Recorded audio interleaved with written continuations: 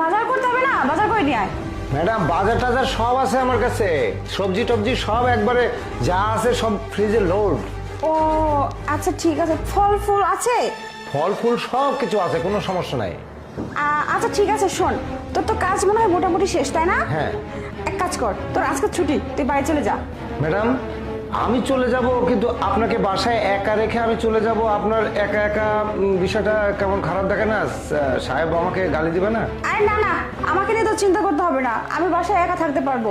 আর তোর স্যারকে আমি সেটা ম্যানেজ করে নেবো, তুই যা। আচ্ছা ঠিক আছে ম্যাডাম।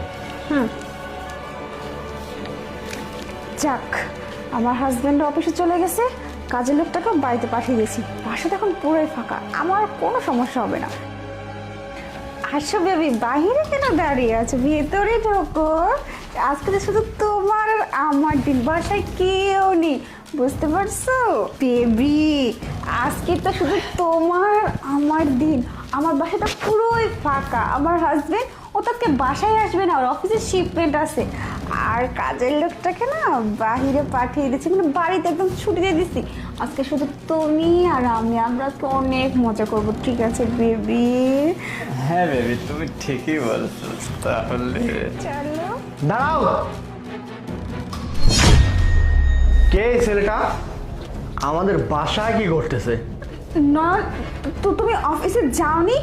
আসলে ও আমার ফ্রেন্ড, একটা দরকার আসছিল, এই মাত্রই আসলো, মানে আমরা বসে একটু গল্প করছিলাম। না, আমি অফিসে যাইনি, আমি বাড়ির মধ্যেই ছিলাম, তুমি আমাকে দেখতে পাওনি। তো তোমার ফ্রেন্ড, সে ভালো কথা, এসে সোফায় বসতে পারতে, গল্প করতে পারতে এখানে বসে। ওকে তুমি বেডরুমে নিয়ে গিয়ে কি করতেছো? শোনো, বেশি চালাই করার চেষ্টা করো না, আমাদের বাড়ির কাজের লোক বুলবুল কিন্তু আমাকে সব সত্যি কথা বলে দিয়েছে। না না নয়ন, বিশ্বাস করো, তেমন কিছু না। বুলবুল তোমাকে কি বলছে, ও আমাদের সম্পর্কটা নষ্ট করতে যাচ্ছে, বুঝতে পারছো? ওই জন্য উল্টা পাল্টা কথা তোমার কানে ঢুকাইছে। আসলে সত্যি ও আমার ফ্রেন্ড, দরকার আসছে, আমরা জাস্ট এখানে নিয়ে আসছি, কথা বলছিলাম, এর থেকে বেশি কিছু নয়। চুপ করো, মিথ্যে কথা কম করে বলো। তুমি কি ভাবছো? হ্যাঁ, সকালে তুমি যখন এখানে বসে তোমার বয়ফ্রেন্ডের সাথে ভিডিও কলে কথা বলতেছিলে না, এই যে দেখো একটা হেডফোন বুলবুল আমার কানের মধ্যে ঢুকিয়ে দিয়েছে আগে থেকে, আর আমি সকালে বসে বসে তোমাদের সব কথা শুনে ফেলছি অলরেডি। আমি অফিসে না গিয়ে ওই পেছনের দরজার এখানে দাঁড়িয়েছিলাম, আর তুমি এখন এখানে আমার সাথে মিথ্যে বানোয়াট নাটক সাজাচ্ছ, তাই না? ছি, ঘেন্না হচ্ছে আমার তোমার প্রতি যে আমি এইরকম একটা স্ত্রী ঘরে রেখেছি। শোনো, আমি আর বেশি কিছু বলতে চাই না, মান সম্মান আমারও আছে।